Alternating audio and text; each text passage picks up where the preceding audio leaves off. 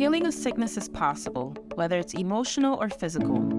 In communities across the world, there are self-declared healers doing just that, in ways unimaginable.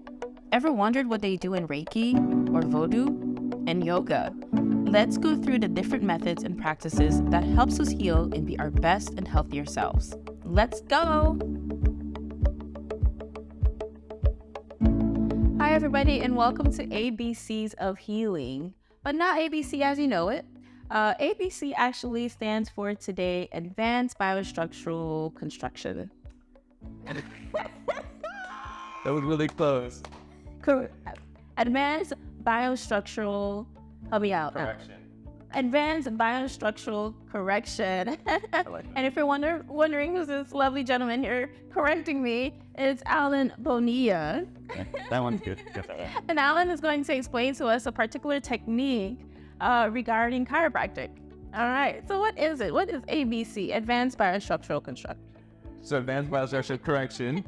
Those were the words. Yes. So biostructural. So that means the structure of our body. Right. Correction means kind of what you would think. And the reason it's advanced is because this is a branch of, or an advancement of regular chiropractic. So a lot of people are probably mostly familiar with traditional chiropractic, which is really good at improving mobility. It can help people deal with pain and recover from that. But and I was trained as a chiropractor, but what I saw in traditional chiropractic is that it's very hard to make structural changes to people's bodies. So normally when people talk about posture, even if it's just a friend of yours or a physical therapist or a chiropractor, what they do is chiropractor might do chiropractic, but when it comes to posture, they say, oh, you need to do these exercises or hold your body up tight, or they might have like this whole set of advice that's not really a lot different than what you would hear if it was just your friend trying to teach you how to improve your posture. But what I found is that through particular system of analysis and a particular means of correction, you can actually change the structure of someone's body such that they don't have to try to have upright posture. They don't have to use their muscles and upright. It actually can come naturally from having restoring the innate structure of your body. And so that's one of the main benefits of this technique. We still get the benefits of chiropractic, such as, it's really good at dealing with pain and helping people manage. Okay, now how did you find out about this particular technique? So I had already been doing chiropractic for a while, and I thought everything was going well. I was really good at helping people get out of pain, and the type of technique I was doing was, I didn't feel that there was anything lacking. I did know that it was, if someone came with postural problems, that it was not something I had really good tools to help them with. I thought that I would just do regular chiropractic and have to still teach them the types of things we were just talking about. But in chiropractors get these magazines, just like everyone gets. And in the back of the chiropractic magazines, I would see this ad. It's like before and after picture showing someone's posture had just changed. And it says you can get these results in your patients like really rapidly. And I thought it was bogus. Oh, I really did. But it bothered me.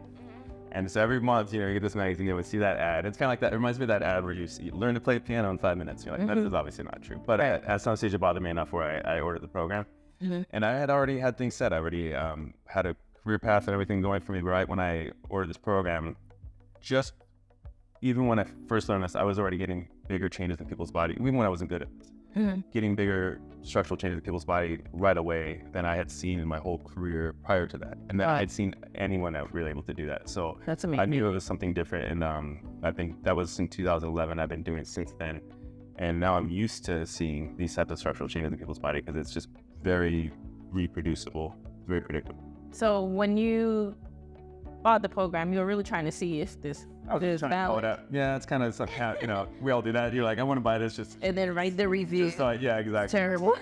This is dumb. I'm gonna buy it. It's one of those. And joke on it's on you. Pretty much, yeah. I mean, I felt like it was one of those things you have to do, but it's one of those things where every once in a while you do that and it works out. It ends up being the right choice. Now, how did you even get into this, or what was that pull for you into chiropractic? So when I was a young kid, I was always in trouble, had to stay in my room. And I know, it's fine. Nothing bad, it's just a little bit of a troublemaker. So you would go to be stuck in a room and I would just read books. And, the books we had around would be just whatever I found. A lot of times when you go to average person's house, the books are like diet books, or you might find this, cured cancer with nutrition stuff. And so I was a young, skinny 14, 15-year-old that would really get into these things. And I really did get into it. It actually became a passion of mine from that age, along with other science stuff. And so that passion for natural health and healing was something that kind of like lit a fire in me at that age. And by the time I was 16, 17, 18, people would come to me and ask me, hey, I have this health problem. They would start asking me at that age. So I carried that pretty much to where I am today. It's now everything that I do is based on natural healing, essentially. But the way I do it now is I do other things, but the type of care we're talking about today is very much about structural healing.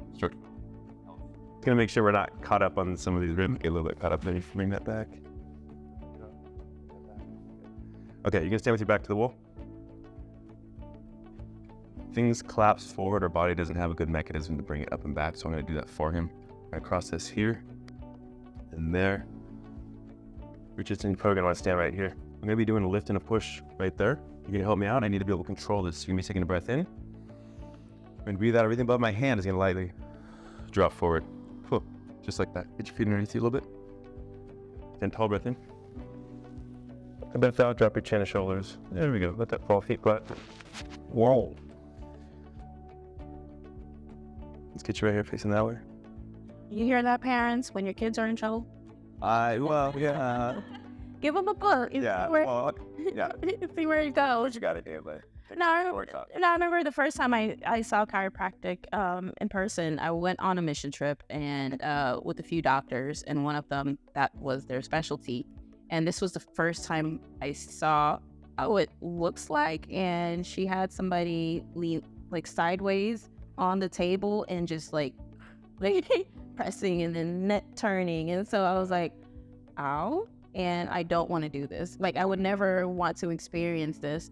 So just on a general level, not even talking about ABC, how do you get people comfortable given that they're expected to be turned over almost like a pretzel? So sometimes I kind of think about this, like if you had never heard of a dentist Mm-hmm. and then you see something like a tooth whitening or a cleaning, you would think that is absurd. I would never do that. Mm-hmm. But once you understand the benefits of it, you're like, okay, You'll try. even if there's a bit of discomfort, I can tolerate that. Mm-hmm. And what a lot of people, I think, actually end up realizing is that it's actually a lot more uncomfortable to be sitting there watching it Mm-hmm. than to have it done. Mm-hmm.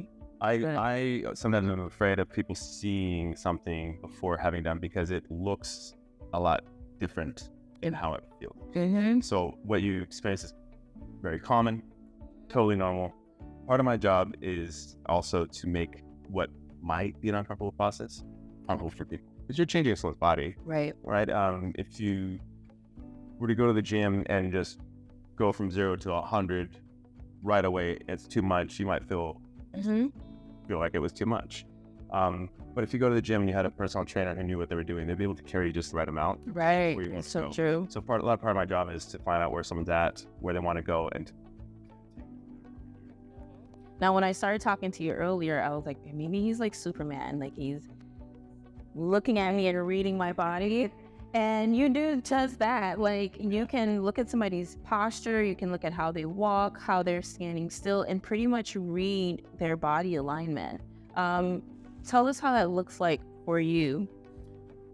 First of all, we all do that. There's actually like a lot of studies when it comes to posture about how a lot of times it's subconscious, but we judge people on how they carry themselves. Right. And all of us are doing that. You can read someone, but you might not consciously register that that's why you felt that certain way about it. So it's always there.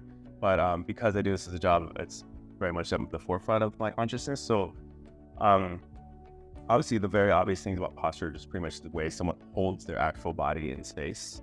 And for most people, what happens is the things that are supposed to structurally keep you up break down over time. So people have to either put in a lot of effort to do that, so they're stiff and rigid and things just don't move well, or they can't do that, and so you just watch them collapse into themselves.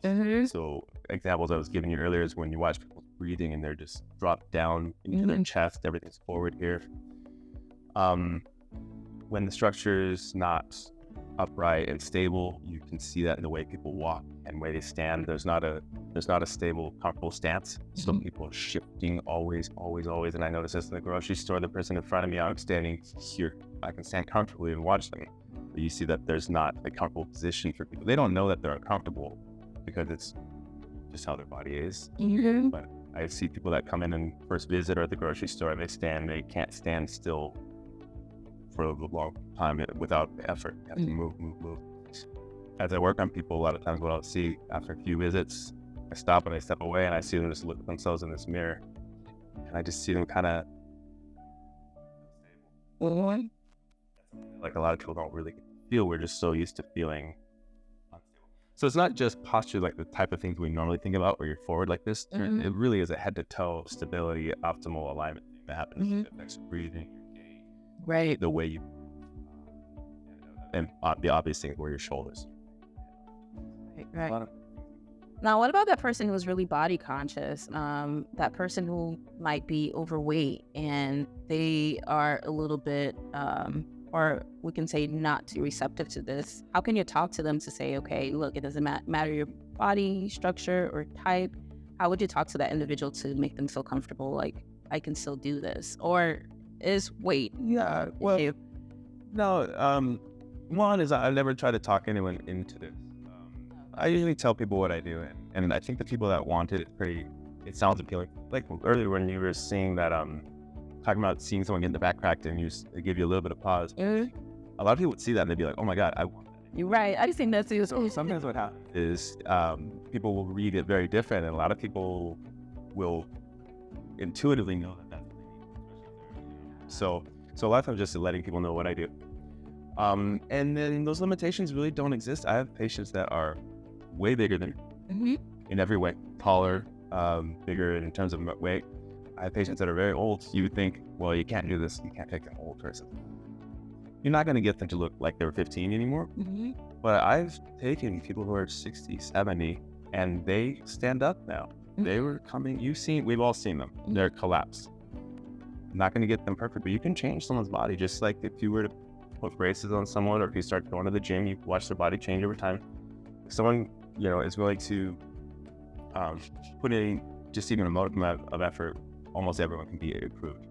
And then those other factors, are they elderly, are they overweight, those sort of, there might be limitations, but I'd rather improve something and see how far you can take it as opposed to saying, well, let's just give up on it Right. because there's always some excuse. Yeah, that makes me wonder, let's say somebody does this and they make it part of their well-being and health practices where they're coming periodically for alignment.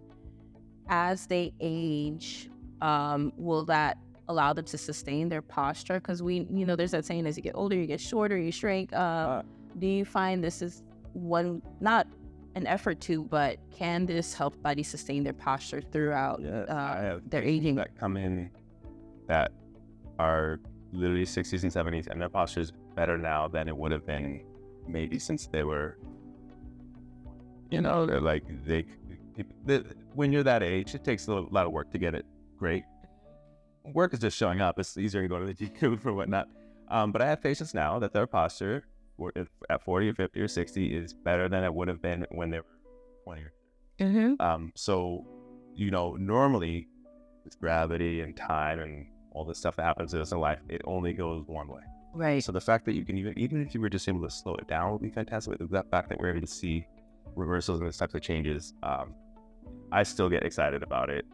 And, it's one of those things I think people don't remember. Earlier I was saying how a lot of times those postural things, they're subconscious. A lot of times we make them subconscious because you think it's something you can't change. Like you wouldn't talk about someone, someone had a health problem you thought they could change. You don't say it.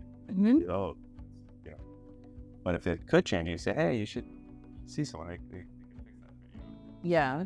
And we're talking about older people, young people too. Also, around age 15, 16, 17, their posture is already.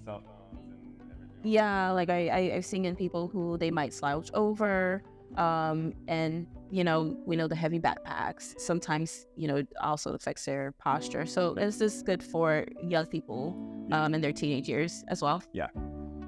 one of the things that I'll commonly hear is a parent will say, "Hey, you're a chiropractor, can you tell my kid to slouching?" And the idea of not stop slouching like it's a bad habit is really a really bad. It's the way we've been taught to think about this, but it's not the way things are. If your kid was limping and you say, "Oh, can you tell my kid to stop limping?" You'd be like, "Oh, it's kind of a weird way to look at it." Right. There's obviously a problem that causes that. Mm-hmm.